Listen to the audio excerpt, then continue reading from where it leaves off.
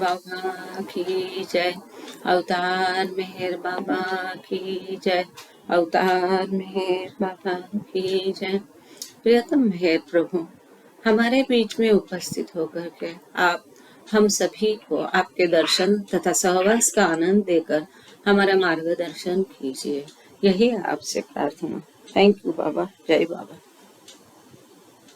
Beloved God, help us all to love you more and more and more and more and still yet more till we become worthy of union with you. And help us all to hold fast to Baba's thumb till the very end. अवतार मेहर बाबा की जय। अवतार मेहर बाबा की जय। अवतार मेहर बाबा की जय। जय बाबा। सभी को जय बाबा। क्रिएश जय बाबा। जय बाबा। आवाज जी जी, आवाज क्लियर है ना? नहीं तो ये डाल देते हैं का ईयरफोन। क्लियर है ना? ठीक है। फिर भी एक थोड़ा लगा देते हैं, यहाँ की आवाज से आप लोगों को डिस्टरबेंस नहीं हो इसलिए। हाँ, जय बाबा। क्रिएशन एंड इट्स कॉजेस, ये सुंदर किताब हम लोग पढ़ रहे हैं और अभी इसका इंट्रोडक्शन हमारा चल रहा है। तो इंट्रोडक्शन आज हम खत्म करके एक्नॉलेजमेंट पढ़ना है कि नहीं, इतना जरूर है, मैं समझती नहीं है, लेकिन फिर भी यदि कोई चाहता है कि एक्नॉलेजमेंट भी पढ़ा जाए तो कृपा करके मुझे वैसा मैसेज डाल दीजिए या कि मुझे बताना कि एक्नॉलेजमेंट में अगर किसी को इंटरेस्ट है, कभी कुछ बातें उसमें से भी समझ में आती है। और फिर जो बाबा ने ये 34 लेक्चर दिए मेहराश्रम के बच्चों को, तो इस लेक्चर के पहले उस समय क्या मेहराबाद में गतिविधियां थी वो उसको हम देखेंगे, हिस्ट्री जो बहुत इंटरेस्टिंग है। जैसा कि टिफिन लेक्चर में हमने देखा कि वो लेक्चर के साथ ही वो हिस्ट्री दिया करते थे एक पेज पे और उनका एडिटोरियल रहता था, तो यहाँ पर उन्होंने इकट्ठा एक जगह पर उसको दिया है। तो पिछले बार हम थे पेज नंबर, यस,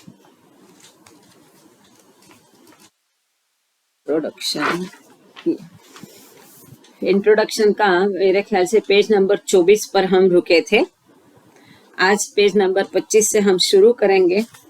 तो इसका स्रोत क्या है, ये कैसा, किसके आधार पर ये किताब लिखी गई, ये सब इसमें दिया है। और बाबा का जो कॉपीराइट्स के बारे में है, ट्रस्ट का एडिटोरियल प्रैक्टिसेस के बारे में कुछ लिखा है इसमें, उसको हम देख करके आगे बढ़ेंगे। तृप्ति जी, आपको कुछ कहना है? आपका माइक चालू है बेटा। जय बाबा। तृप्ति, थैंक यू। जय बाबा।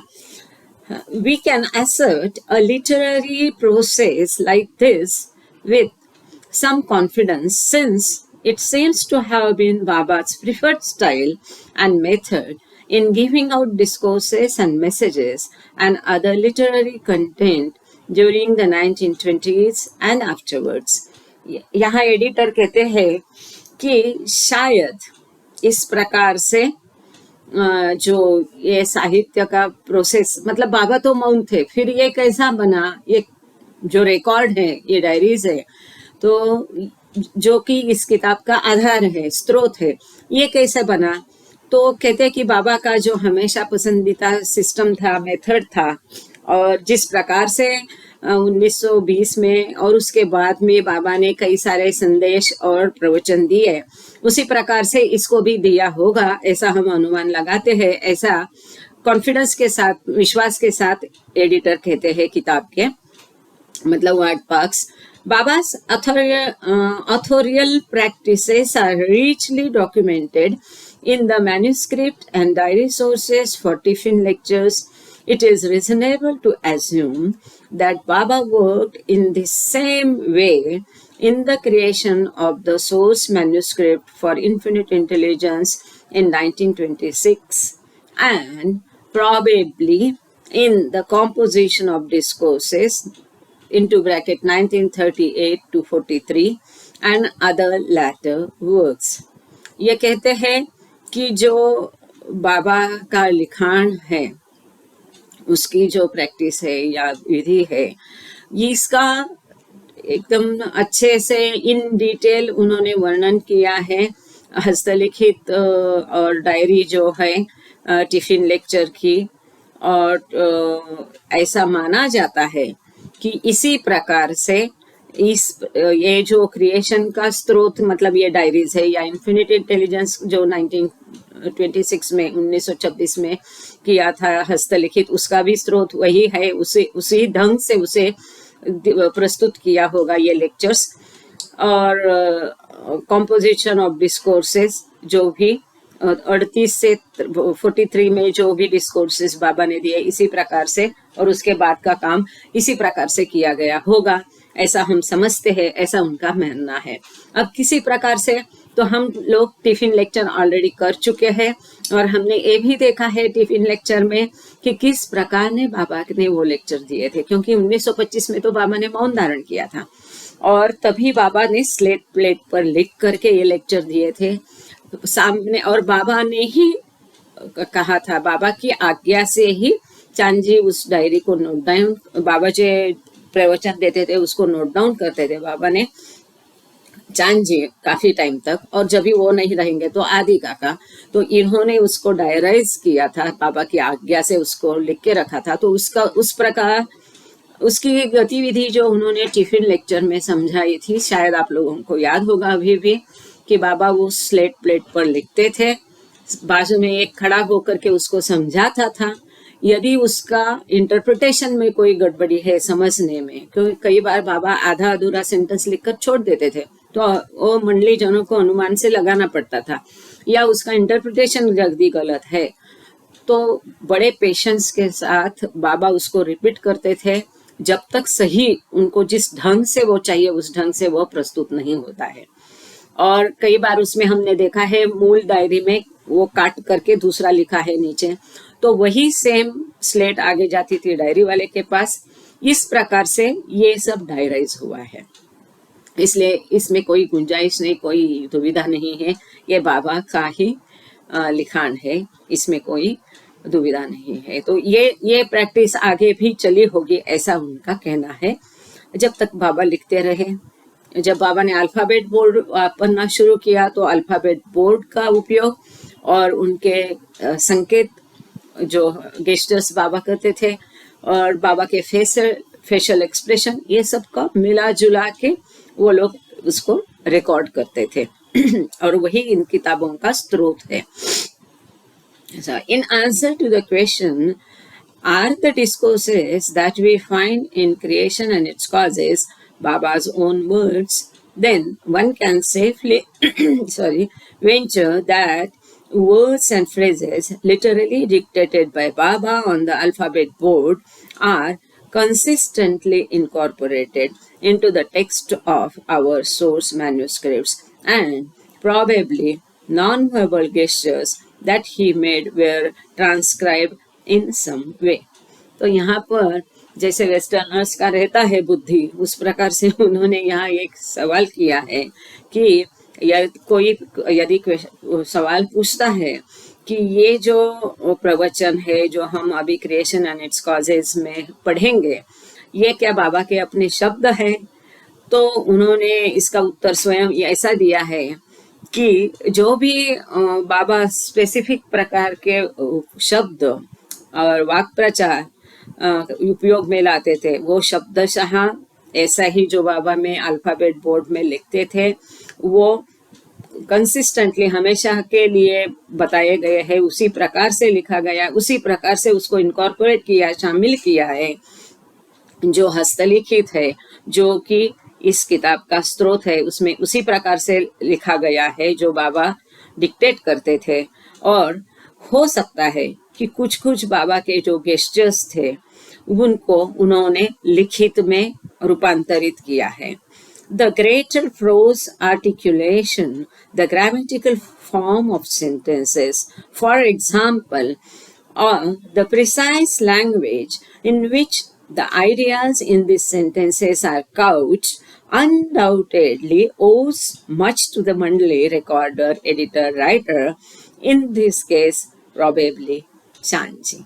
तो यहाँ आगे वो कहते हैं कि मुख्य जो गाभा है, आशय है या गद्य यहाँ पर जो व्यक्त हुआ है और उसमें जो वाक्य है उसका जो व्याकरण है, उदाहरण के लिए जो संक्षिप्त भाषा में जो बाबा कल्पना देते थे, आशय व्यक्त करते थे, उसको एक वाक्य में ढालना, वाक्य में संक्षेप में उसका वर्णन करने का, ये सब जो कार्य है वो डेफिनेटली इसका क्रेडिट जाता है मंडलीजन, जो कि उस समय उसको रिकॉर्ड करते थे, लिखते थे, एडिट करते थे, क्योंकि क्या बाबा हैंड गेस्चर से बोलेंगे तो उनको उसका उतारना पड़ता था।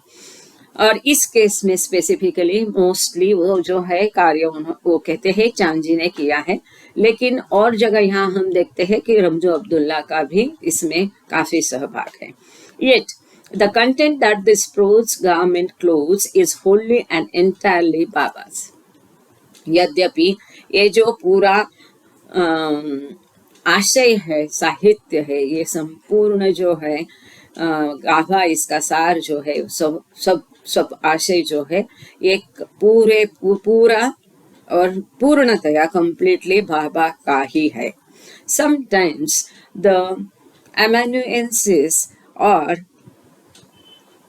editor may have recorded or written up what Baba said incompletely, or he may even have misunderstood or garbled it.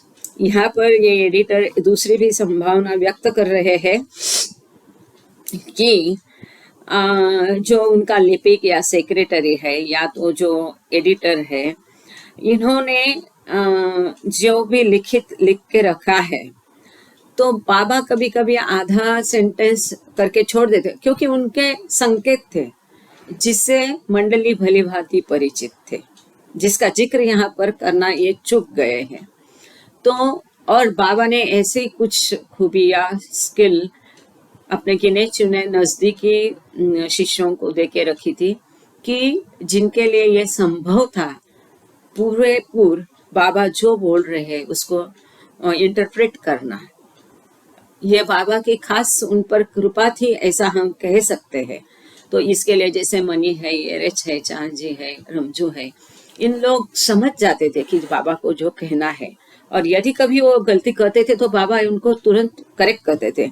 परंतु यहाँ एडिटर ये कह रहा है कि जो बाबा आधा अधूरा सेंटेंस बोलते थे उसको मंडली ने कंप्लीट किया है, और यहाँ पर यह अनुमान लगा रहे हैं जो वापस I am not, at least I do not agree with it, और ही में इवन मिसअंडरस्टूड, जो रिकॉर्ड करने वाला है इसने गलत भी समझा होगा, फर्जी भी लिखा होगा, ऐसा ही अनुमान लगा रहे हैं।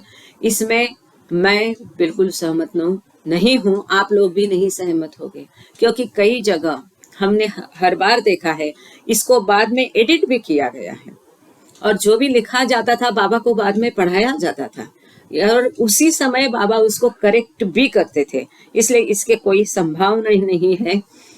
फिर भी अभी जैसे हम देखते हैं, एक आप लोग जरूर देखिए, आप लोग ऑलरेडी देख चुके होंगे, यदि किसी ने नहीं देखा है तो मैं आपसे गुजारिश करूंगी कि यूट्यूब में जाकर आप एरेच और मनी का देखिए कि बाबा का हैंड गेस्चर्स बाबा कैसा करते थे, उसको ये लोग इंटरप्रेट कैसा करते थे, इसके बारे में बड़ा दिलचस्प 2-4 वीडियो है, तो जरूर देखना इसको। तो इससे भी पता चलता है, कई लोग बाबा को मिलते थे, उनसे बातचीत करके, बाबा के प्रेमी है, उनसे बातचीत करके भी मालूम होता है कि ये संभावना बिल्कुल नहीं है, और ये एक स्पेशल बाबा का उपाधि देन थी इन लोगों को कि उनको बात को पूरी तरह से समझना। इसलिए उसमें फर्जी या ऐसा कुछ मिसअंडरस्टूड का सवाल ही नहीं है मेरे हिसाब से, क्योंकि बाबा उसको तुरंत करेक्ट करते थे, ऐसा इसी एडिटर ने अपनी दूसरे किताब में लिखा है।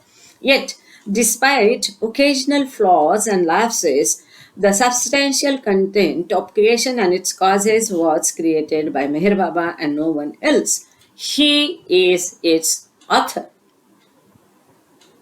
तो यहाँ पर ये कहते हैं कि कहाँ कभी थोड़ा बहुत गलतियाँ या कमियाँ रह भी गई होगी, तो भी मुख्य जो कंटेंट है, इसका आशय है, इसका विषय जो है, ये बात जो बाबा ने यहाँ पर प्रस्तुत की है क्रिएशन एंड इट्स कॉजेज में, ये पूरा आशय केवल बाबा द्वारा निर्मित है और किसी के द्वारा भी नहीं है, और केवल मेहर बाबा ही इसके लेखक है। एक जोक की बात समझे कि व्यथा की बात पता नहीं है। एक ग्रुप में मैंने डाला था कि क्रिएशन एंड इट्स कॉजेस, तो किसी ने पूछा, किसी ग्रुप के सदस्य ने उसमें सवाल पूछा कि who is the author of this book, क्योंकि उनको इस किताब के बारे में पता नहीं था। तो before I read that message and reply, मैं, क्योंकि हम कई बार होता है देख के छोड़ दिया, कुछ काम आ गया, फिर 4 घंटे बाद 6 घंटे बाद कभी तो भी व्हाट्सएप खोला जाता है, कभी मैसेज को देख भी लेते हैं, कभी ग्रुप में कभी अनदेखा भी हो जाता है। तो जब तक मैंने उसको खोल करके देखा तब तक किसी ने उसका उत्तर दिया था वार्ड पार्क्स। तो ward parks is just a editor, he is not the writer of this book. मैं यहाँ इन्होंने क्लियर किया है, ही इज मतलब अवतार मेहर बाबा इज ऑथर। सो इस किताब के लेखक जो है, इस किताब के मतलब ये जो 34 लेक्चर्स और 6 लेक्चर्स यहाँ पर जो 40 कुल यहाँ पर प्रवचन है, इसके ऑथर मेहर बाबा है। Under the terms of Meher Baba's last will and testament, of copyrights to books and messages of his authorship, except for a few named books whose copyrights he had already assigned elsewhere, were bequeathed to the Avatar Meher Baba Trust, whose headquarters are in Ahmednagar, India.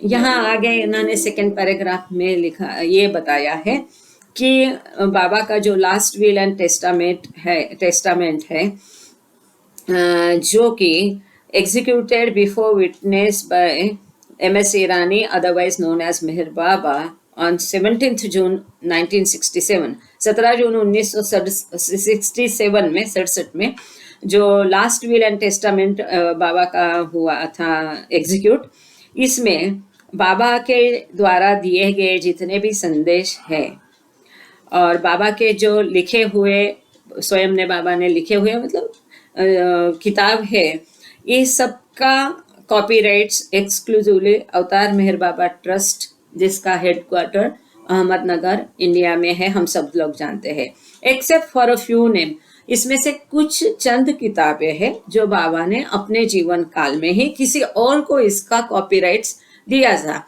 जैसे कि हम देखते हैं God speaks, शायद Sufism oriented, तो और कौन सी किताबें हैं और इसका कॉपीराइट बाबा ने किसको दिया, इसके बारे में मैं तो जानती नहीं हूँ, इसके लिए आई एम सॉरी, पर मुझे स्वयं व्यक्तिगत इसमें इंटरेस्ट है ये जानने की।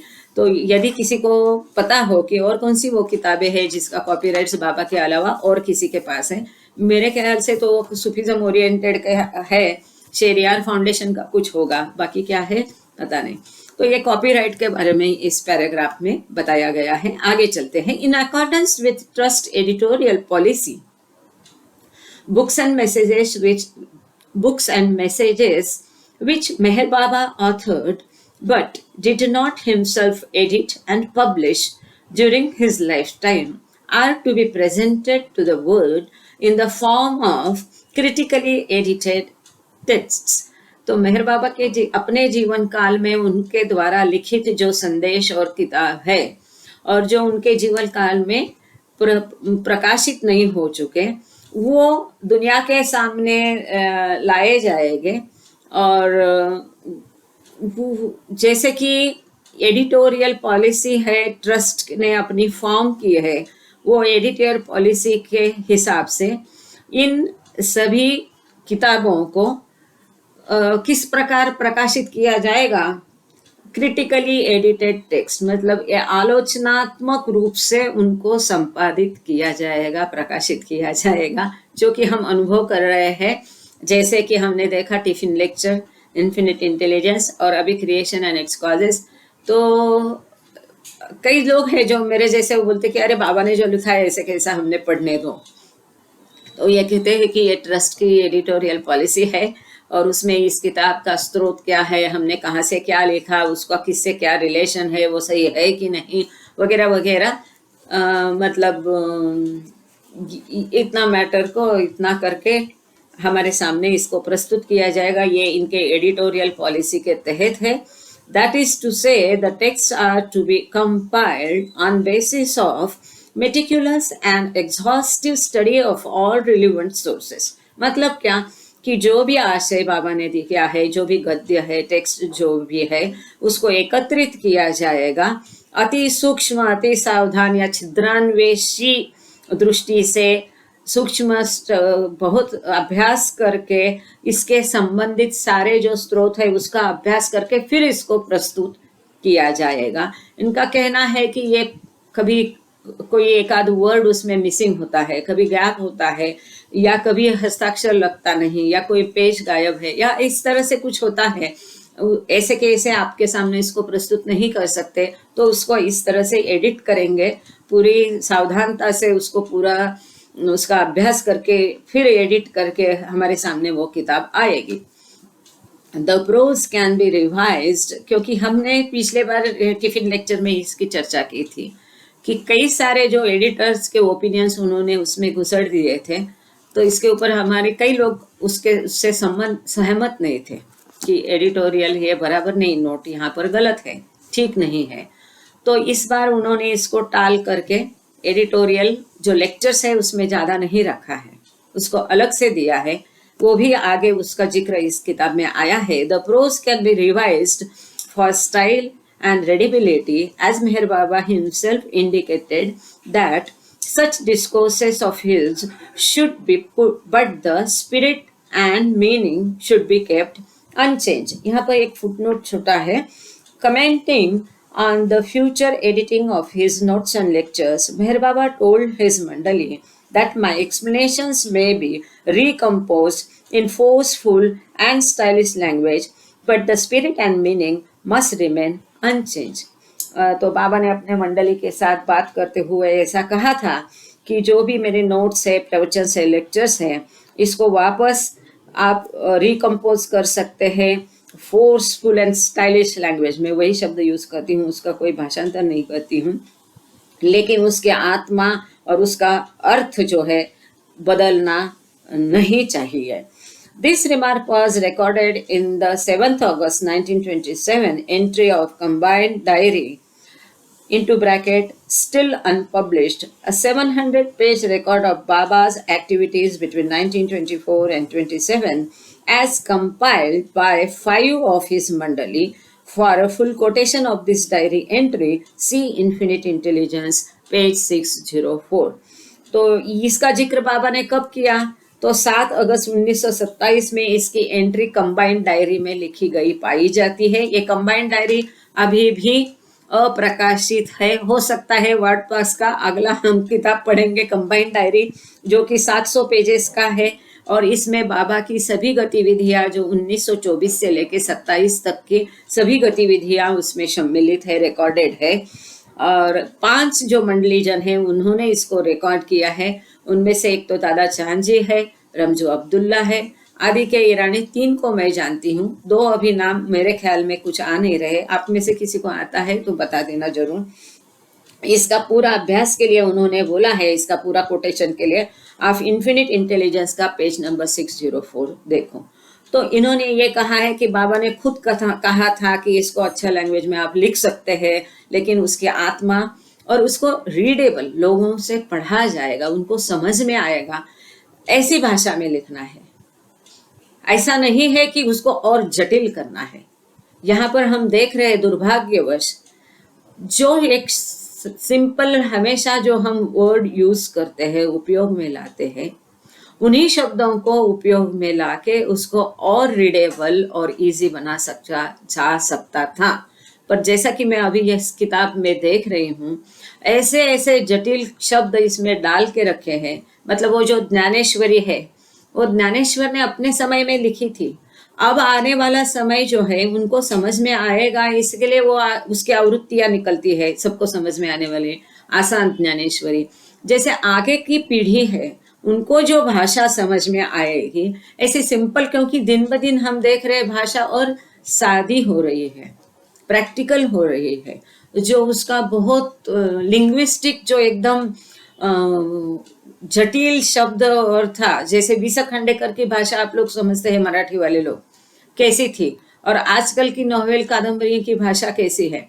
तो जो उपयोग में लाने वाली प्रैक्टिकल भाषा का उपयोग करके उसको इजी बना के पब्लिक के सामने रखना है, ना ही गिने चुने मुट्ठी भर लोगों के लिए आप उसको एडिट करके और फिर बाबा ने एडिट करो बोला था करके उसको जटिल बनाने का काम गलत है मेरे ख्याल से, सीधा बोलती हूँ। क्योंकि इसका जिक्र जो है, एक ही आपने 7 अगस्त 1927 की बाबा की एंट्री देखी, इसके बाद में तो कभी बाबा ने नहीं कहा कि उसको रिकम्पोज करो, दूसरी भाषा में करो। वो घटना ऐसी थी, उस घटना को वो लोगों ने जिक्र नहीं किया, भूल गए हैं। आप लोगों को याद होगा हमने टिफिन लेक्चर में वो घटना पढ़ी थी कि बाबा और उनका मित्र घनी या और किसी के बीच में कुछ चल रहा था, और बाबा जैसे हंसी मजाक में बहुत सहज होते थे, बाबा नेचुरल होते थे, कभी एहसास भी नहीं होता था कि ये परमेश्वर से हम अवतार से बात कर रहे हैं। He used to make people comfortable. Baba lovers Baba अपनी मंडली जनों को, बाबा प्रेमियों को कंफर्टेबल बना के सहजता से बात करते थे। तो उन्होंने, जो बाबा की आदत है कि मराठी, हिंदी, इंग्लिश और गुजराती सारे शब्दों को, और फारसी कभी कभी मिश्रित करके बाबा लिखते थे, बोलते थे, ये बाबा की आदत थी।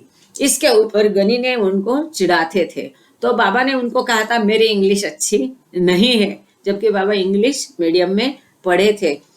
तो ये उन दोनों के बीच में की बात थी। और इस प्रकार से जब उन्होंने कहा कि अवतार बोल रहा है, ये संभव है कि मेरी इंग्लिश अच्छी नहीं आई है, ठीक है, ये उनकी स्टाइल थी, और जो आज हम देख रहे विश्व की स्टाइल हो गई है।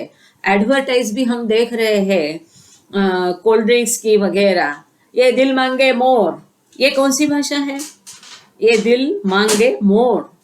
अब देखो, दो भाषा को मिश्र करके एडवर्टाइज बनी है ना, और वो चल भी रही है। आज विश्व में भी कई सारी भाषाओं में दूसरे भाषा के शब्दों का उपयोग करके ही प्रचलन में भाषा चल रही है। एनीवे, पर इस बात को यहाँ उन्होंने जिक्र नहीं किया उसका।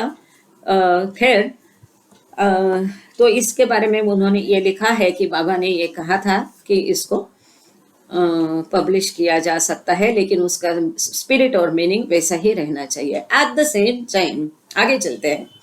Information about sources and their use, textual cruxes and editorial determinations, general editorial practice, and other related matters is to be presented transparently, both through tools within the editions themselves and through the internet. यहाँ किताब छपते समय आपने किन किन स्रोतों का उपयोग किया है, आपने कौन सा महत्वपूर्ण कठिन बात को किस प्रकार से समझ के उसको इंटरप्रेट किया है, आपका एडिटोरियल डिटर्मिनेशन, संपादन का क्या है, मूल तत्व क्या है, आपने स्रोत का उपयोग कैसा किया है, जनरल प्रैक्टिस आपने क्या रखी है एडिटिंग की, और इसके संबंध में जो भी जानकारी है वो सब जानकारी देना बाध्य है, कंपलसरी है अंडर ट्रस्ट एडिटोरियल पॉलिसी। अब ये जानकारी आपको किताब में भी देनी है और आपको इंटरनेट में भी इसके बारे में पूरी जानकारी देनी है। पूरी ट्रांसपेरेंसी चाहिए, सबको सब कुछ पता होना चाहिए। नहीं, ऐसा नहीं है कि सब मेरे पास ही रखो और मैंने कहाँ से क्या लिया मालूम नहीं पड़े, तो ये हम नहीं देंगे फिल्म किसी और को देखने को। कुछ सेंटर, कुछ लोग ऐसे है, अशी ठेवली तर चालेल। हाँ, और बाकी जो है त्यांचं झालं का, चहा झालाय का? हाँ, तर मग अशी समोर ठेवा, त्यांना देऊन द्या चहाचा कप, ते चहा पिता ऐकू, सॉरी।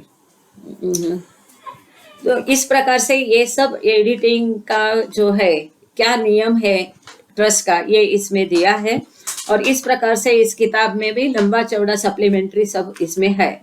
लेकिन इस सब चक्कर में हुआ क्या पता है, ये किताब का जो स्रोत है, डायरीज है, इन लोगों को मिला था 1993 में, 1993 में this was given to them, but Parks and मंडली जो भी है। अब किताब प्रकाशित होके कब आ रहे हैं? 2022 में। पूरे 29 साल लगे एक किताब छपने के लिए। एक पीढ़ी वंचित रही इसको पढ़ने से, एक पूरी जनरेशन इसको ऐसे हालत में आज है कि पढ़ नहीं पाएंगे। कोरोना में कुछ चले गए, वो देख भी नहीं पाए किताब को। तो मेरे ख्याल से ये 29 साल 30 साल एक किताब छपने के लिए बहुत ज्यादा बड़ा अवधि है उसको एडिटिंग के लिए। खैर, ये मेरा व्यक्तिगत मानना है। तो over the last 20 years, Infinite Intelligence, Stephen Lectures and several other minor works have been edited and published in this way. तो यहाँ एडिटर कहते हैं कि गत 20 सालों में इस प्रकार से 3 किताबें निकली है। हम सब उससे भलीभांति परिचित है। जो हमारा बुक रीडिंग का व्हाट्सएप ग्रुप है, कई लोग उसमें शुरू से जुड़े होंगे, जिनको जब मैं और महेंद्र धांधरे ने इसको शुरू किया था तब काफी लोग जुड़े हुए थे। यदि आपने वो इन्फिनिट इंटेलिजेंस अभी भी मिटाया नहीं होगा, डिलीट नहीं किया होगा, तो आपके पास वो भी किताब होगी। टिफिन लेक्चर्स हम कर चुके, और कुछ छोटा मोटा काम भी उन्होंने इस प्रकार से किया है। और अब जो हम किताब पढ़ेंगे, ये इस यात्रा की और एक एडिशन होगी। Creation and it's causes now joins their company. इसके साथ इन्फिनिट इंटेलिजेंस और टिफिन लेक्चर्स के साथ अभी एक किताब भी इसमें जुड़ जाएगी, जो कि अवतार काल के शुरू के दिनों की किताब है, इसलिए बहुत महत्वपूर्ण है। तब के लोग भी अब नहीं बचे जो बाबा के स्कूल में स्टूडेंट पढ़ रहे होंगे। अब वो कहाँ है भी या नहीं, क्योंकि 150 के ऊपर होंगे, क्योंकि तभी ये 9 वर्ष का, कोई 9 से 13 उम्र के थे। अब आज के 2020 में मुझे नहीं लगता उनमें से कोई जीवित होगा। उनकी फैमिली का कोई है क्या, उनसे किसी ने बात की क्या, ये सब जानने की जरूरत है। और इसीलिए एक ये मेल में डालना चाहती थी वर्ड पास को, तो आज केलकर अंकल ने उनका नंबर दिया है, हम पूछ लेंगे अगर कुछ पता चलता है तो। जैसे कि सीडी देशमुख जी के एक पुत्र है डॉक्टर प्रबोध देशमुख, आपका नागपुर में, तो उन लोग जानकारी ले रहे थे बीच में कि बाबा ने जिनके जिनके पैर धोए, इनमें से कौन कौन आज है जीवित। तो ऐसे 7-8 लोगों का पता चला है, उनकी जानकारी मिली है। खैर, आगे चलते हैं, आगे का paragraph. Much of the shape of this book comes in fulfillment of this undertaking to present Meher Baba's words in a reliable and authentic form. कि बाबा, ये किताब जो है बाबा के शब्दों को आप निर्भर हो सकते हैं, इस प्रकार से आपके सामने प्रस्तुत किया है और अधिकृत है बाबा के शब्द इसमें, इस प्रकार से उसको किया है, कंप्लीट किया है काम को। बाबा's words themselves as you find them in creation and its causes and the 6 discourse articles are presented with little editorial commentary except for occasional introductions and footnotes when the content or context calls for special clarifications. जो आशय है उसका, इसमें जब जरूरत है, खास कोई उसका स्पष्टीकरण की बात है, तभी केवल एडिटोरियल नोट दी है, वरना लाइक टिफिन लेक्चर के जैसा ये क्रिएशन एंड इट्स कॉजेस और 6 लेक्चर्स, जो 34 लेक्चर है बाबा द्वारा दिए गए, जो कि यहाँ किताब में शुरू होंगे अभी, वो और जो 6 लेक्चर मंडली को दिए, इसके एडिटोरियल ज्यादा नोट्स नहीं है, फुट नोट्स कहीं दिए हैं जहां पर जरूरत है। Most of the textual apparatus has been relegated to the supplement in the back of this book. ज्यादातर जो शाब्दिक उपकरण या सामग्री है, इसको इस किताब में आखिरी में जो सप्लीमेंट का पोर्शन है, इसमें बहुत बड़ा निबंध लिख के, लेख लिख के उसमें सब कुछ दिया है, जो 360 नंबर के पेज से लेकर के 437 नंबर के पेज तक है। इथे ठेवू शकता तुम्हाला वाटलं तर, पुढे घेऊन। This essay explains in a basic way some of the more esoteric, philosophical and cosmological ideas, surveys the manuscript sources and later derivatives and describes the book's editorial practices. अब ये जो सप्लीमेंट्री है, किताब का काफी पोर्शन जिसने खाया है, 437 से लेके 360 से लेके 437 पेजेस, मतलब 60 400 करीब 100 पेजेस का जो ये एक्सप्लेनेशन है, इसमें क्या है तो जो कठिन या दार्शनिक गुप्त ऐसे सब फिलोसॉफिकल जो ब्रह्मांड के विषय कल्पना है, जो हस्तलिखित सोर्सेस है, और उसमें से जो व्युत्पत्ति हुई, उसमें से क्या उन्होंने निकाला, जो स्रोत है, मूल स्रोत क्या है, उसमें से उन्होंने क्या आइडिया लिया, और इसका एडिटर्स का क्या प्रैक्टिस है, किस तरह से उन्होंने उसको कंपाइल किया, ये सब उन्होंने वो सप्लीमेंट्री में दिया है. The appendices offer further detailed information on sources and deal in greater depth with spatial problems and contradictions in certain passages, especially those concerned with evolution and astronomy. तो उत्क्रांति और खगोल शास्त्र स्पेशली इसके बारे में जो परिशिष्ट से आखिर में उन्होंने दिया है, इसमें और अधिक विस्तृत रूप से जानकारी दी है कि इसमें उन्होंने कैसा डील किया है, कैसा उसको टैकल किया है, और अधिक गहराई में कुछ समस्याओं को कैसा सुलझाया है, और जैसे कॉन्ट्राडिक्टरी पैसेजेस है उसको कैसा डील किया है, ये सब उन्होंने परिशिष्ट में दिया है. The notes on the figures, देखो ये किताब ओवरऑल क्या है, कौन सा पोर्शन में क्या है, एक बार जानने के बाद हम फ्री है बाबा की कंपनी में अपना टाइम बिताने के लिए. जैसे कि मैं देख रही आज बहुत कम लोग हैं, काफ़ी सारे लोग मेरे ख्याल से हमीरपुर गए होंगे, विदर्भ काफ़ी सारे लोग गए हैं, और हमीरपुर नॉर्थ वाले तो गए ही होंगे. जय बाबा वसुदाते. The notes on the figures identify the sources for the book's diagrams, and the endnotes explicate the most important textual cruxes identified in the source manuscripts and explain how these problems have been dealt with editorially.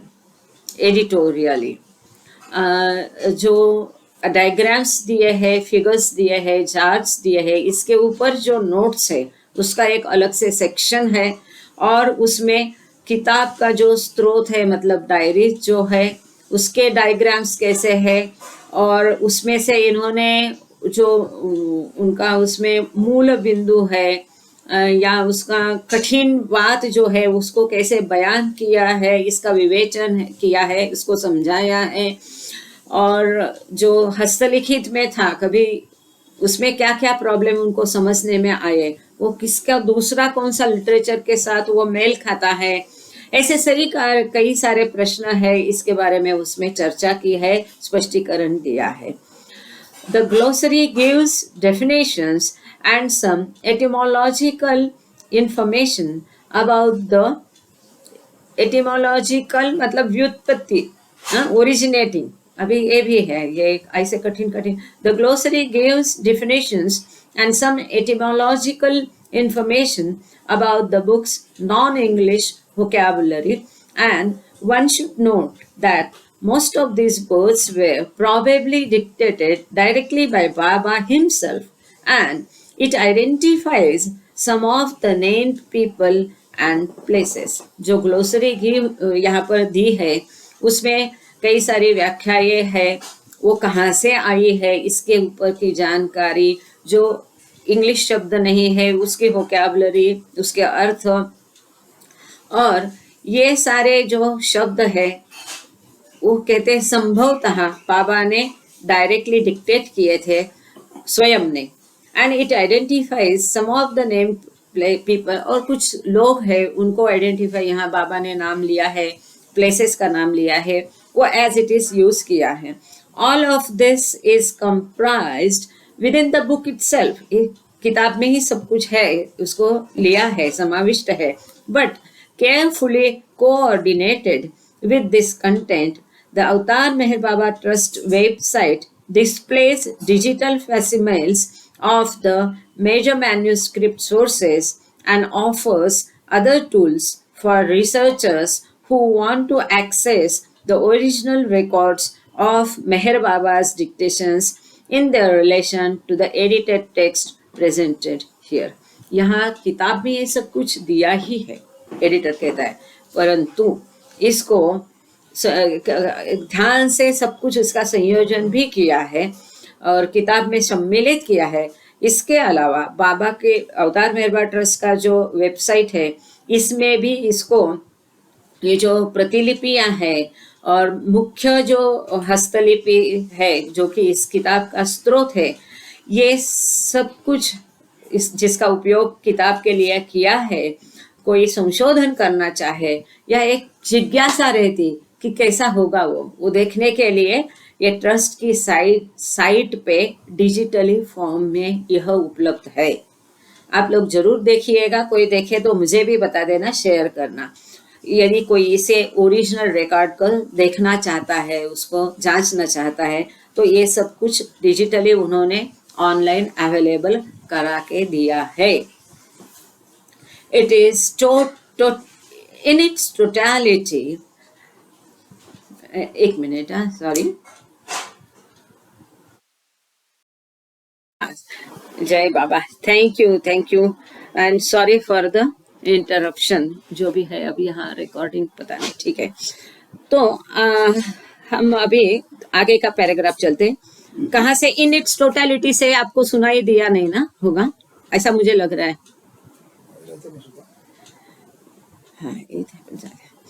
So, in its totality, creation and its causes fills an important space in the broader tapestry of Meher Baba's spiritual philosophy over the half century of his ministry. बाबा का कार्यकाल का जो आधा शतक, अर्ध शतक है, उसमें से टोटल पूरा चित्र यदि देखते हैं तो जो बाबा का आध्यात्मिक तत्व ज्ञान है, इसमें जो ये किताब हम अब पढ़ने जा रहे हैं, क्रिएशन एंड इट्स कॉजेज, इसका अहम स्थान है, बहुत महत्वपूर्ण स्थान है। Following Infinite Intelligence and Tiffin lectures, it completes the trilogy of major discourse compilations from the same early Meherabad period in which Meher Baba was writing the book. बाबा का इस अवतार काल का अत्यंत महत्वपूर्ण ऐसा जो शुरू का अवतार काल है, जबकि इसका अहमियत इसीलिए भी है कि इसी काल में बाबा वो किताब द बुक या जो सीक्रेट बुक हम कहते हैं उसको भी लिख रहे थे। तो इसी काल में ये तीनों ट्रायोलॉजी मतलब 3 किताब इकट्ठे, यहाँ त्रिमिति दूसरा कोई अर्थ से नहीं, केवल ये 3 किताब एक साथ में एक श्रृंखला में आई, इसके संदर्भ में ये ट्रायोलॉजी शब्द यूज किया है। तो इसमें है इन्फिनिट इंटेलिजेंस, टिफिन लेक्चर्स और अब क्रिएशन एंड कॉजेस से ये त्रिमिति पूरी हुई। ये महत्वपूर्ण जो अवतार काल था, इस पीरियड का जो महत्वपूर्ण प्रवचन बाबा ने दिए गए हैं, इस किताब के साथ में ये त्रिमिति पूरी होती है। These 3 recently published volumes collectively give us a full rendering of what we could call the Avatar's early Meherabad dispensation. ये तीनों किताब मिलके ये जो प्रकाशन है, ये हमको पूरी इंफॉर्मेशन देगी कि अवतार का शुरू का मेहराबाद की गतिविधियां, दूरंदेशता, व्यवस्था क्या थी, इसके बारे में। Yet, creation and its causes can claim a special place on strength of its extraordinary metaphysical and cosmological revelations and the visionary manner in which these are expressed. फिर परंतु ये जो ट्रायोलॉजी है, तीनों किताब को जो त्रिमिति है, इन्फिनिट इंटेलिजेंस, टिफिन लेक्चर्स और क्रिएशन एंड कॉजेस, इसमें इस किताब का अहमियत ज्यादा है, महत्वपूर्ण इसलिए है कि इसमें जो मेटाफिजिकल, कॉस्मोलॉजिकल मतलब दर्शन तत्व, दर्शन शास्त्र, ब्रह्मांड विषयक शास्त्र, इसमें कई सारे जो विजनरी मैनर रीति से इसमें जो व्यक्त किया है और इतने सारे सीक्रेट्स जो है, रहस्य इसके बारे में बताए गए हैं, इसके वजह से ये किताब महत्वपूर्ण है ही।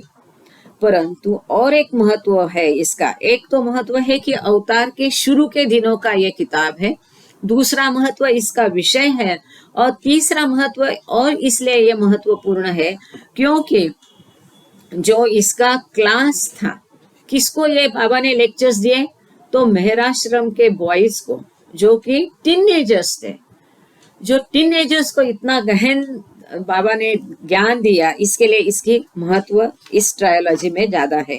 Perhaps these talks which the avatar originally gave to an assemblage of teenage boys will have an effect on the world at large, similar to what it had on them in bringing together spiritual knowledge with the highest love and inspiring a new humanity onward on the one great journey, ancient yet ever fresh, that all must eventually tread the path to God। ये प्यारा, बहुत प्यारा, ये paragraph जो है, last few lines बहुत प्यारी है। तो यहाँ पर ये एडिटर कहते हैं कि बाबा ने मूलतः जो बच्चों का समुदाय को ये लेक्चर्स दिए थे, तो उनके माध्यम से बाबा पूरे संसार के इस तरह से इस जो इस एज ग्रुप के या बच्चों पर या पूरा effect on the world at large, पूरे संसार पर इसका जो परिणाम बाबा कर रहे हैं इन प्रवचनों के माध्यम से, जो कि एक आध्यात्मिक ज्ञान और उच्च प्रकार का दैवी प्रेम जो नई मानवता को इंस्पायर करेगा, प्रोत्साहित करेगा।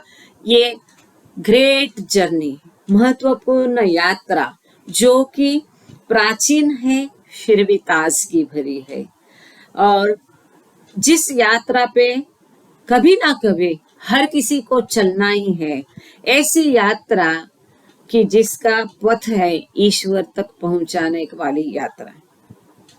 तो ईश्वर तक जाने की यात्रा जो प्राचीन है ये यात्रा, और हर किसी को इस यात्रा पे जाना ही पड़ता है, आज नहीं तो कल। और प्राचीन होने के बावजूद ये ताजगी भरी है। ऐसा क्यों? क्योंकि हर आत्मा के लिए वो उतनी ही नहीं है। वो प्राचीन है यद्यपि वो उतनी नहीं है हर आत्मा के लिए, और हर किसी को इस यात्रा पे जाना ही पड़ेगा। हर किसी को वो ईश्वरत्व तक पाना ही, जाना ही है, ईश्वरत्व पाना ही है। वही मकसद है इस सृष्टि का, हर जीव मात्र का, इस सृष्टि की निर्मित का और हर जीवात्मा का यही एकमेव उद्देश्य है कि ईश्वर को पाना, उससे एक होना।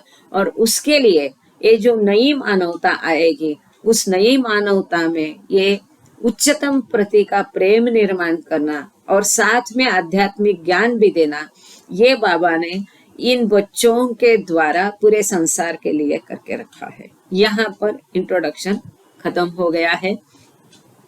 आगे एक्नॉलेजमेंट कोई पढ़ना चाहता है? एरिक जो है, एरिक नडेल, उसने भी इसमें किया है। बहुकल्चुरी का नाम है पीटर नॉर्डिन है, डेविड फेंस्टर है, और ट्विशा मिस्त्री जो वहां पर आप लोग उसके से भली भाचित होंगे। छाया मिस्त्री, इन्होंने गुजराती शब्दों का इंग्लिश में प्रयोग के लिए उनको मदद की है। फेरेश आजाद जो है, हेदर है, इन्होंने भी मदद की है।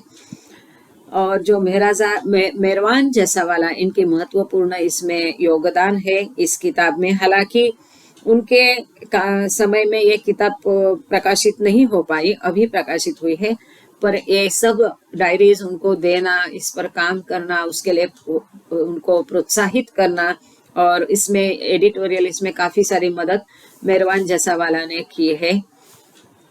तो ये है एक नमन कौशिक जी का भी यहाँ जिक्र है, फ्रैंक ब्लोइस है, फ्रामरोज दादाचंद जी वगैरह।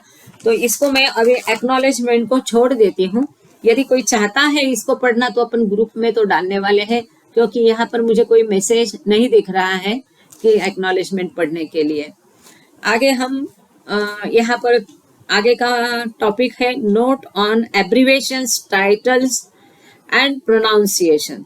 तो इसके बारे में एक नोट है, इसको हम स्किप करेंगे। आगे एक बहुत ही प्यारा सुंदर चित्र है आप लोग इसको देख लीजिए, ग्रुप में हम आगे इसको डालेंगे ही। Is it clear? जय बाबा। हाँ, तो ये चित्र, हाँ, जो मेहर आश्रम का देखो, ये टट्टी मतलब ये ऐसा बाम्बू का जो मैट है ये लगा के ये बनाया था टेम्परेरी। उसमें स्कूल भरता था, इनके टेबल चेयर, और फिर भी उसमें बाबा ने कितनी सारी सुविधा, भले बिल्डिंग नहीं थी तो सुविधाएं कितनी सारी है। उनका यूनिफॉर्म है, कैप है, टेबल है, चेयर है, सब बैठने को, उनके टीचर और ये सब। नहीं, इसमें बाबा नहीं है, स्कूल का चित्र है। हाँ, उनके टीचर्स है, मेरे ख्याल से दादा चांद जी यहाँ पर दिख रहे हैं, चश्मे वाले, और भी कोई है, और ये सारे स्टूडेंट्स है। अब इन स्टूडेंट के अभी की कोई पीढ़ी होगी और इनके पास कोई उनके पुराने फोटो हो गए तो उसको वो मैच कर सकते हैं। तो मेहर and Prem Ashram A short history, यहाँ पर अभी बहुत दिलचस्प यात्रा हमारी शुरू होती है इस किताब की। बाबा हमारी इसमें मदद करे। जो प्रेम बाबा ने इन बच्चों को चखने को दिया, प्रेम का दरिया उफान में आया, उसमें से थोड़ा अंश हम सबको चखने को मिले। इसी प्रार्थना के साथ हम किताब को शुरू करते हैं आज। ए शॉर्ट हिस्ट्री, मेहर आश्रम कैसे स्थापित हुआ, प्रेम आश्रम कैसे स्थापित हुआ, उस समय क्या क्या गतिविधियां थी, ये जानना बहुत जरूरी है इस किताब के 34 लेक्चर पढ़ने के पहले। तो उसको हम शुरू करते हैं। आगे ये अब्दुल्ला जी है और रमजू अब्दुल्ला जी है और आगा अली है। ये एक चित्र देख लीजिए, ये बाबा है, केतकी की इच्छा पूरी हो गई, बाबा का फोटो उनको दिखने मिला। हाँ, आगा अली, दादा बोल रहे हैं आगा अली है। हाँ, बाबा है, आगा अली है, रमजू अब्दुल्ला है। ये मैं रिकॉर्डर वालों के लिए भी यहाँ प्रस्तुत करती हैं। बड़ी प्यारी फोटो है उस समय की बाबा की, रमजू अब्दुल्ला और आगा अली की। तुम्हाला इकडून यायचं आहे का दादा? खुर्ची इकडून करायला सांग. ऐकायला येते? Very good. नाही तर मग इकडून या. A short history of the Meher and Prem ashrams. The 34 lectures by Meher Baba that comprise the heart and core of this book are, when assessed merely on literary and philosophical grounds, an astonishing production which no one versed in Meher Baba's discursive and literary output before and after this time would have anticipated.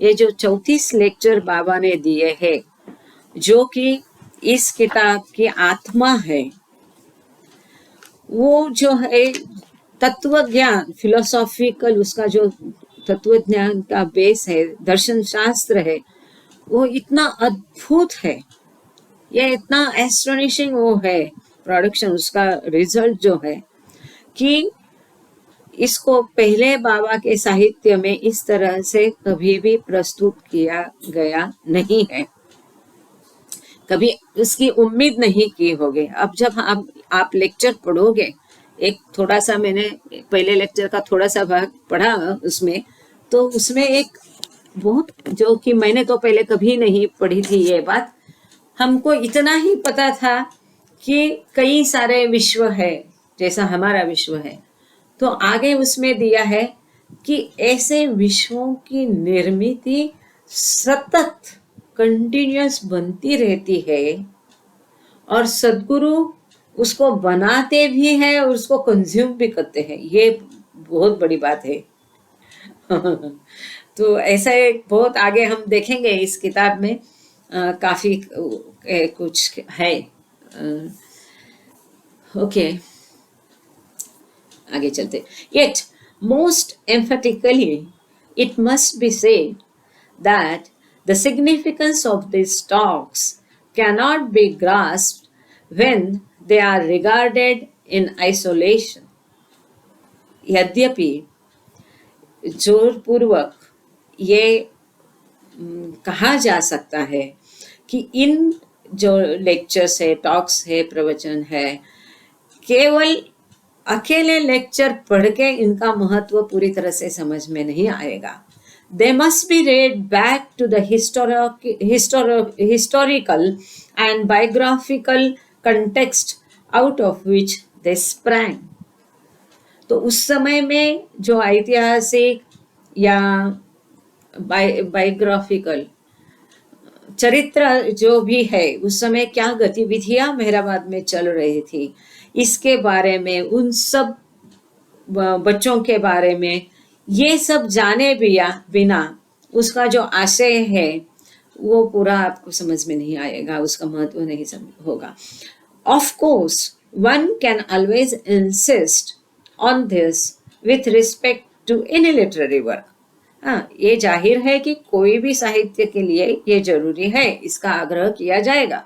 Yet, the talks comprising creation and its causes were indubitably intended by Meher Baba not as literary end products but as tools to help precipitate a transformation in the consciousness, collective and individual, of the adolescent boys of the Meher Ashram school who were the focus of his work at this time. इस बार मैं जानबूझ के English का एक पूरा sentence पढ़ लेती हूँ, क्योंकि जिनको ये किताब के में दिलचस्पी है उनको हिंदी में ये नहीं है, वो किताब का आशय जानना है, उनके लिए डिस्टर्बेंस ज़्यादा नहीं होगा. इसके लिए एक पूरा वाक्य पढ़ के फिर इसको हम हिंदी में इसका आशय समझ लेंगे कि ये केवल लेक्चर अकेले समझना महत्वपूर्ण नहीं है, लेकिन इस कंटेक्स्ट में कि किनको वो दिए, किस काल में दिए, वो सब समझना भी उतना ही महत्वपूर्ण है. ये जो क्रिएशन एंड कॉजेस में है, ये बाबा ने जो इनके लेक्चर दिए हैं, एक कोई साहित्यिक किताब छपाने के लिए दिए या कोई उनमें कोई आध्यात्मिक ज्ञान के लिए उनको दिए, कोई साहित्य कृति करने के लिए इनका निर्माण नहीं हुआ है, परंतु उनका जो चेतना का स्तर था उसमें पूरा परिवर्तन करने के लिए, पूरी समूह के लिए, कलेक्टिव क्यों, क्योंकि ये करीब 100 से ज्यादा बच्चे थे, करीब 150 बच्चे थे, तो ये पूरा बच्चों का समूह और उनमें से हर एक का चेतना का स्तर बढ़ाने के लिए, उसमें परिवर्तन लाने के लिए, वो भी ऐसे बच्चे मेहर आश्रम के कि जो टीनेजर्स थे, और वही बच्चे इस किताब का केंद्र बिंदु है, मुख्य बिंदु है. More than any other book of Meher Baba's, Creation and its Causes is best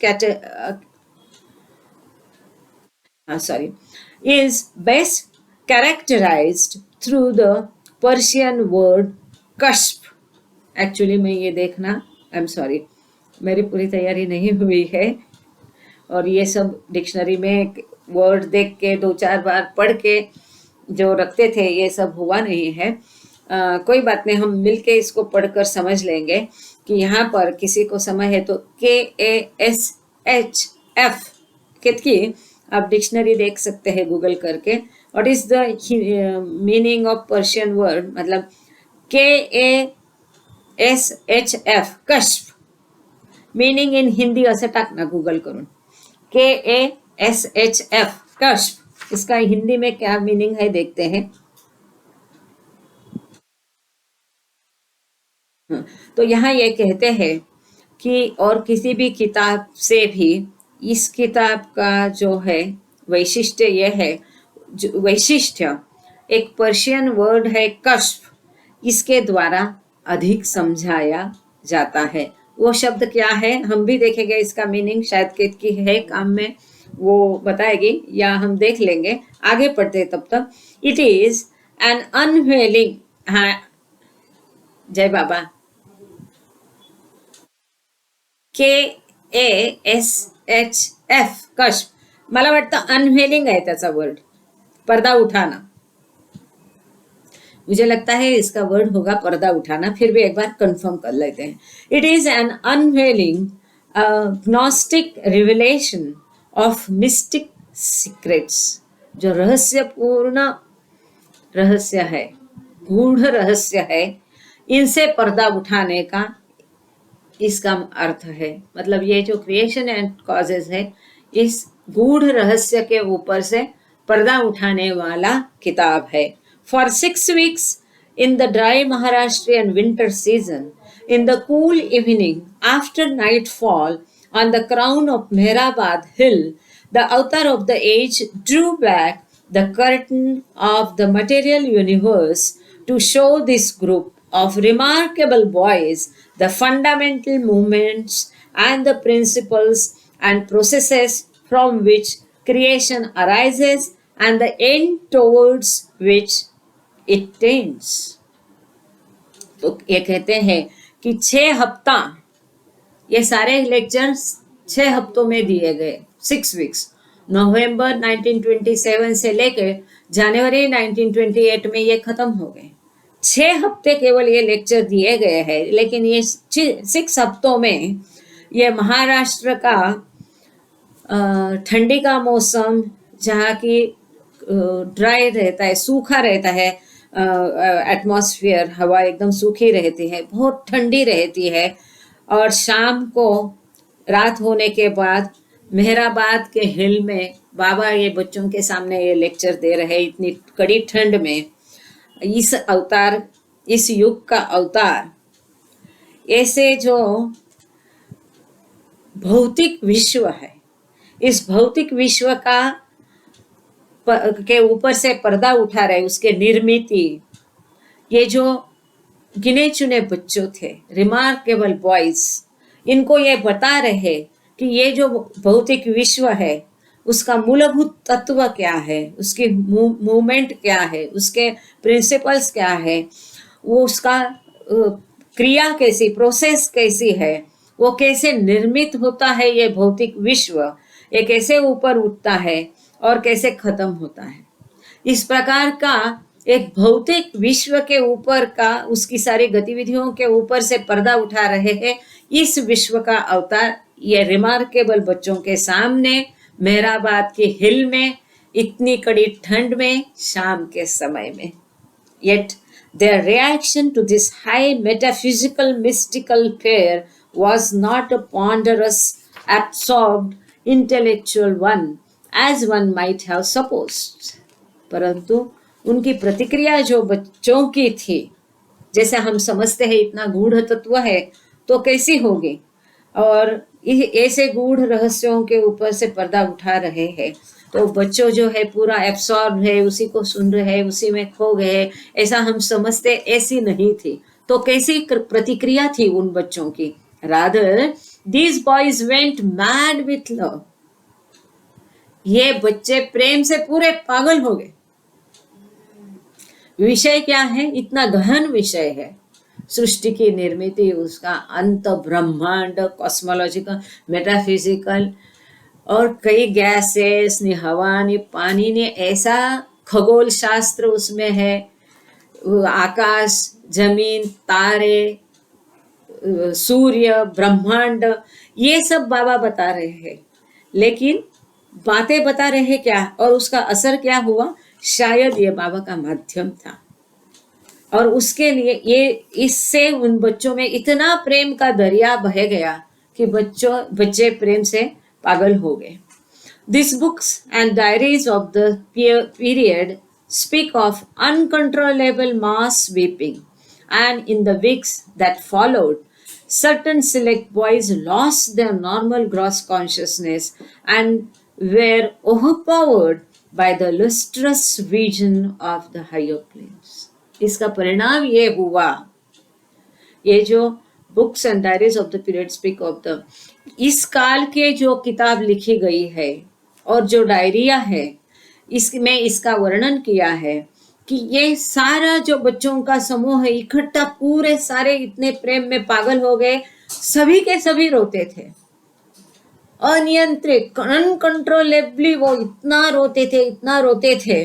कि मैलों दूर उनकी रोने की आवाज आती थी, जैसे किसी के घर में किसी की मौत हो गई उसमें भी नहीं रोएंगे। इतना इस प्रकार से इतने ये प्रेम के कारण, प्रेम का दरिया उनके ऐसे उफान पे आया वो बच्चों के कि वो प्रेम में पागल हो गए, रोने लगे। इतना अनकंट्रोलेबली रोते थे सारे के सारे। 100-150 बच्चे इतने दूर, ये अहमदनगर से इतना 5-6 मील दूर है मेहराबाद, अरण गांव से 1.5-2 किलोमीटर दूर है, पर अरण गांव तक और वो रास्ते तक भी उनके रोने की आवाज आती थी। इस तरह से इतना ये बच्चे रोते थे, इस तरह से वो प्रेम का सुनामी उठ गया है। इस तरह से उनका, उनमें जो लेक्चर सुने, वो लेक्चर के बाद उनमें प्रेम का दरिया उफान में आया। और उनमें से कुछ लोगों का तो जो ग्रॉस कॉन्शियसनेस होता है, स्थूल चेतना होती है, वो भी उन्होंने खो दी है। और उन्होंने were overpowered by the lustrous vision of the higher planes। जो उच्च भूमिकाएं है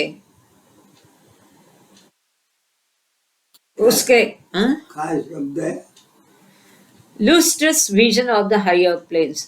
तो ये जो उन्होंने, उनमें से कुछ बच्चों ने अपना सामान्य भौतिक चेतना खो दी और इतने वो प्रेम से ओवरपावर हो गए कि जो उच्च भूमिका है उसकी सुंदर दृश्य उनको दिखने लगे और कोई उच्च भूमिका में कईयों ने प्रवेश किया। Clearly, the text of the talks that we read merges into a higher reality that far transcends any printed page।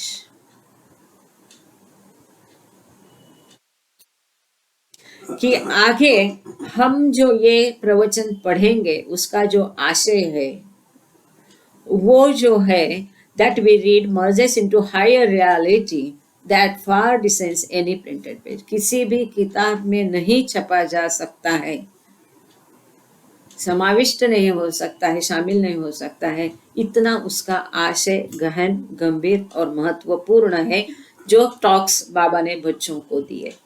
सच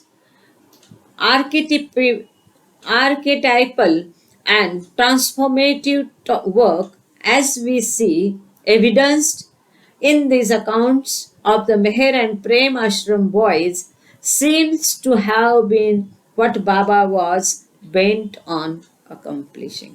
जो भी बाबा का उद्देश्य था, जो भी बाबा को पूरा करना था, यह मेहर आश्रम और प्रेम आश्रम के बच्चों पर वो जो ट्रांसफॉर्म, उनमें परिवर्तन था लाने का जो महत्वपूर्ण अजब ये ऐसा काम था, उनकी चेतना में पूरा परिवर्तन लाने का जो काम था, वो काम इन टॉक्स ने, इन प्रवचनों में किया। और यही मेहर बाबा का उद्देश्य था। मतलब लेक्चर क्या दिए और उनका उद्देश्य क्या था और उसमें हासिल क्या हुआ कि उनकी चेतना में पूरा परिवर्तन, उच्च, उनकी जो सामान्य भौतिक चेतना है उसको उच्च स्तर में लेके जाने का, और बाबा ने वो पूरा किया। एंड ये सब बच्चे थे, ये सब बच्चे थे। And this talks were one of the mediums that he used. और ऐसी उनकी चेतना में परिवर्तन लाने के लिए बाबा ने माध्यम करके ये टॉक्स का उपयोग किया। कि बाबा के दृष्टि से ये टॉक्स को टॉक्स करके या इंफॉर्मेशन, उसमें जो इतने गूढ़ रहस्य है, इसका महत्व नहीं है। तो इसको बाबा ने एक, इन टॉक्स को, इन प्रवचनों को बाबा ने एक माध्यम करके उपयोग किया। और वो भी माध्यम ऐसे छोटे बच्चों के ऊपर उनकी चेतना का स्तर ट्रांसफॉर्म करने में, उच्चतम स्तर पर उनकी चेतना लेके जाने के लिए। That is their deeper significance. इन प्रवचनों का यही और सखोल गहन महत्व है। They are not in their root nature literary texts. केवल वो साहित्यिक गद्य, इतना ही उसका महत्व नहीं है। यहाँ पर और एक पैराग्राफ है, हम उसको खत्म करके यहाँ रुक जाएंगे। एक्चुअली हमारा समय हो गया है शायद, लेकिन किसी को कुछ पूछना है तो बताना। काफी सारे लोग अभी बहुत कम लोग बचे हैं, पर हम ये पैराग्राफ खत्म करते हैं ताकि अगली बार हम ये स्कूल की स्थापना से शुरू करेंगे। We would indeed be rendering a disservice to readers of this book if we were to present the text of Meher Baba's talks without indication of this greater setting in which he gave them. ये किताब पढ़ने वाले पाठकों को हम अन्याय करेंगे यदि हम ये सब बैकग्राउंड देंगे नहीं, किस हालात में बाबा ने ये लेक्चर दिए और इसका परिणाम क्या था, ये सब यदि हम बताएंगे नहीं और केवल वो लेक्चर हम देंगे तो ये पाठकों पर अन्याय होगा। This opening section then tries to address this need through a history of the early Meherabad Ashram and in particular its schools from the founding of the Hazrat Baba Jan School in March of 1925 through the closing of the Meher Ashram in January 1929 and the gradual scaling back and ultimate dismantling of the Prem Ashram in the months and years following. तो इसीलिए ये शुरू के section में किताब के उन्होंने उस समय की मेहराबाद की पूरी हिस्ट्री दी है, जिसमें कि मेहराश्रम कैसा हुआ और पर्टिकुलर स्कूल की स्थापना कैसे हुई। पहले हजरत बाबा जान स्कूल मार्च 1925 में स्थापित हुआ, देन मेहर आश्रम क्लोज हुआ, बंद हुआ 1929 में, और धीरे धीरे सब एक्टिविटीज कैसे बाबा ने डिसमेंटल किए, सब बंद करके, और फिर प्रेम आश्रम की स्थापना कैसी हुई और वो भी बंद कैसे किया, ये सब आगे वाले आने वाले पेजेस में, पन्नों में, किताब में दिया गया है। The lectures themselves, dating from 2nd December 1927 to 14th January 1928, right at the center of this 4 or 5 year period, encompass that very crucial span of time in which the love eruption began, or when the volcano exploded, so to speak.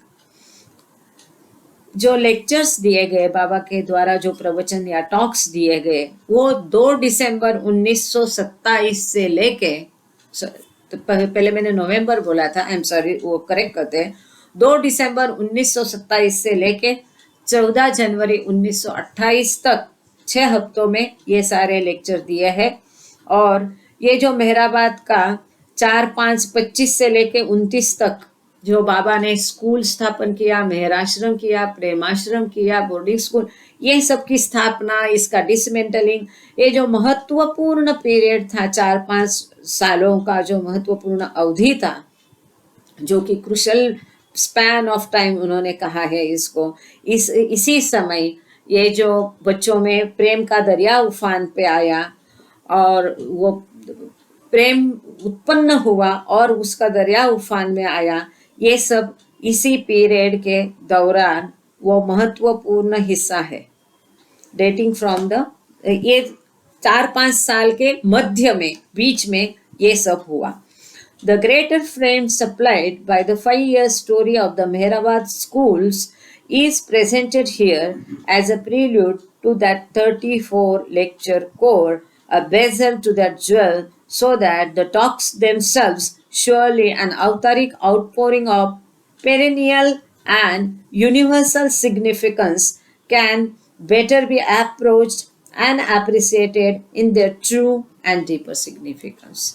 ये बाद में जो बाबा ने 34 lecture दिए, ये सब गतिविधियों हम दे करके फिर देंगे, ताकि ये जो महत्वपूर्ण गतिविधियां हमें पता चलेगी और उन लेक्चर का महत्व इन शॉर्ट हमको समझ में आएगा। यहाँ पर हम रुक जाते हैं, ये पेज नंबर 4 पे हम रुके हैं। अब किताब हम शुरू की है पढ़ने को, इंट्रोडक्शन वगैरह प्रिलिमिनरी सब खत्म हुआ है, और आगे से मेहर आश्रम, हजरत बाबा जान स्कूल कैसा शुरू हुआ, प्रेम, ये सब जानकारी हम किताब से ले लेंगे। जय बाबा। प्रेयर की कौन कहते हैं? प्रेयर कौन प्रेयर करता है आज? देवीदास इंगोड़े। जय बाबा। क्योंकि कई बार देवीदास जी इंगोड़े को हमने ये किया था, पर उनकी प्रेयर कभी हुई नहीं है।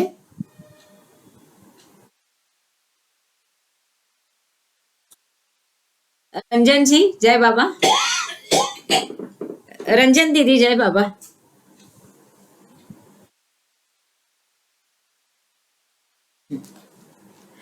रंजन दीदी प्रेयर बोलेंगे प्लीज। हाँ जी हाँ जी। आपका वीडियो भी चालू करते तो अच्छा है। मेहर बाबा की जय। Thank you all. Thank you Baba. जय बाबा। जय बाबा।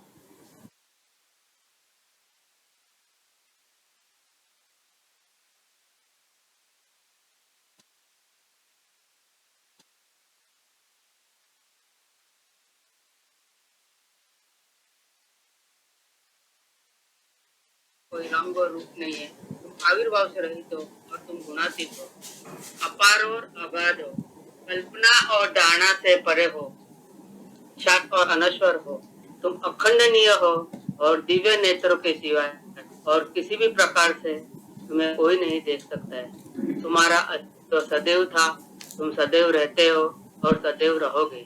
तुम सर्वत्र हो, तुम हर वस्तु में हो और तुम हर जगह से परे तथा हर वस्तु से परे भी हो। तुम आकाश में हो और पाताल में हो, तुम व्यक्त और अव्यक्त हो, तुम सब लोगों पर हो और समस्त लोगों से भी हो। तुम तीनों भुवनों में हो और तीनों भुवनों से परे भी हो। तुम अगोचर हो और स्वतंत्र हो, तुम सृष्टि के रचने वाले हो, स्वामियों के स्वामी हो, समस्त मनो और हृदय के ज्ञाता हो। तुम सर्वशक्तिमान हो और सर्वव्यापी हो, तुम अनंत ज्ञान हो, अनंत शक्ति हो और अनंत आनंद हो। तुम ज्ञान के महासागर हो, सर्वज्ञ हो और अनंत ज्ञान रखने वाले। तुम भूत वर्तमान और भविष्य के ज्ञाता हो और तुम स्वयं ज्ञान हो। तुम पूर्ण दयामय हो और सतत परिकारी हो। तुम आत्माओं की आत्मा हो और अनंत गुणों से संपन्न एक परमात्मा हो। तुम सत्य, ज्ञान और परम की त्रिमूर्ति हो। तुम सत्य के मूल हो, प्रेम के महासागर हो, तुम सनातन सत्ता हो, ऊंचों में सबसे ऊंचे। तुम प्रभु और परमेश्वर हो, तुम पर ब्रह्म हो और परात पर ब्रह्म भी हो। तुम पर ब्रह्म परमात्मा हो, अल्लाह हो, इलाही हो, जजदान हो और मस्त हो और प्रियतम ईश्वर हो। तुम्हारा नाम एजत अर्थात एक मेव पूज्य है। हे असीम दयाग निधि प्रभुराज, हम अपने सब पापों के लिए पश्चाताप करते हैं। हर एक विचार के लिए जो असत्य, अनुचित या गंदा था, हर एक बोले हुए शब्द के लिए जिसे बोलना हमें उचित न था, और हर एक कर्म के लिए जिसे करना हमें उचित था। स्वार्थ से प्रेरित हर एक कर्म, शब्द तथा विचार के लिए तथा द्वेष प्रेरित हर एक कर्म, शब्द और विचार के लिए हम पश्चाताप करते हैं। विशेषकर हर एक विचार तथा क्रिया के लिए, ऐसे हर एक वचन के लिए जिसको हमने पूरा नहीं किया, असत्य वचनों के लिए और सभी निंदा, पाखंड, दम या लोगों के पीछे के दोष बताने के लिए हम अनुताप करते हैं। और खास दूसरों का नाश करने वाले हर एक कर्म के लिए, दूसरों को देने वाले हर एक शब्द तथा कर्म के लिए तथा दूसरों पर सुनने की इच्छा करने के लिए हम अनुताप करते हैं।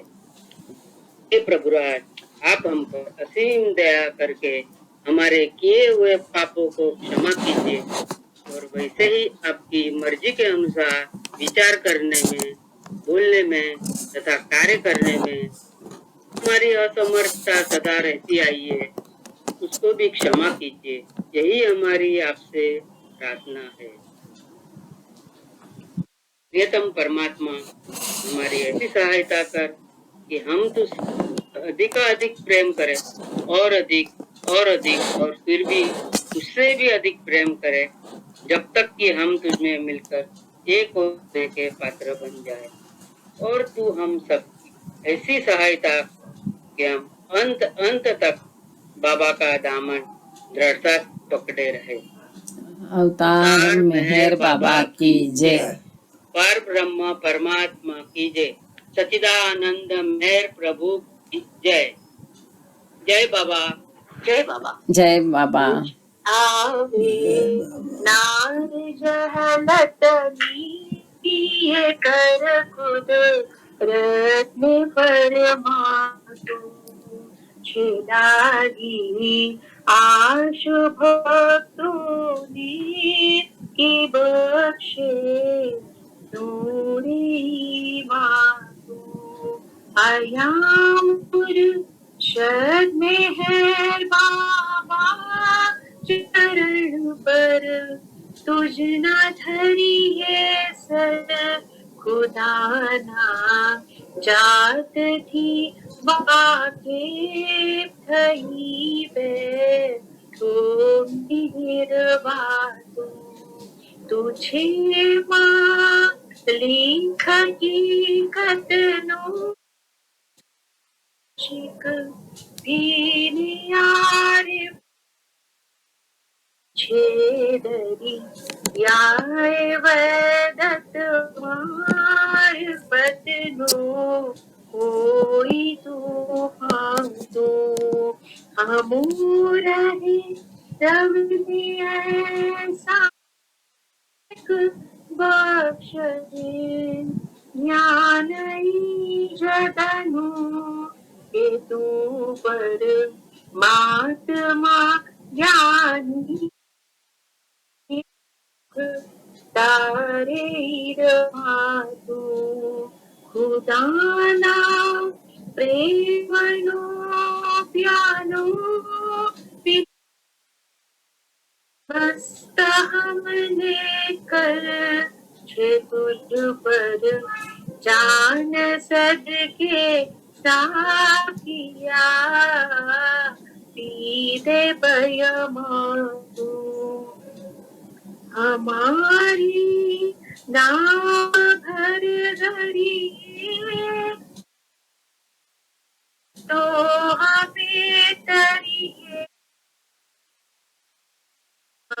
ना खुदा है मेहर बाबा शेरी के बाजू हमारा ना खुदा है मेहर बाबा शेरी के बाजू बुझावे नार जहलतनी कर खुद रत्न परमातु छेलागी आश भक्तों ने बख्शे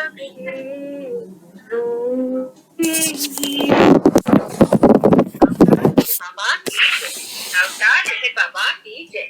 अवतार मेहर बाबा की जय। जय बाबा। अवतार मेहर बाबा की जय। जय बाबा।